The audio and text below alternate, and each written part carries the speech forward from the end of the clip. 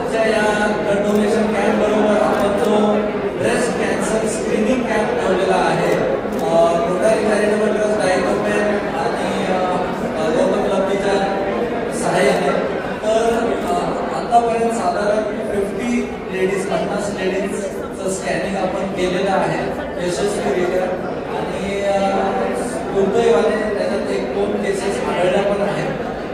त्यांना माहिती नव्हतं की असं काय होऊ शकतं पण आहे, तर त्यांना पुढच्या इन्व्हेस्टिगेशनसाठी पाठवणार आहोत. पण आपण लक्षात घ्यायला पाहिजे की ब्रेस्ट कॅन्सर याचे लक्षणं दिसून येत नाही बऱ्याच वेळा आणि लहान स्टेजमध्ये कमी स्टेजमध्ये जर तो आपल्याला डिटेक्ट झाला तर इट इज लाईक 100% ट्रीटमेंट त्यांची आपण करू शकतो आणि आम्ही 100% त्यांना कंप्लीट करू शकतो.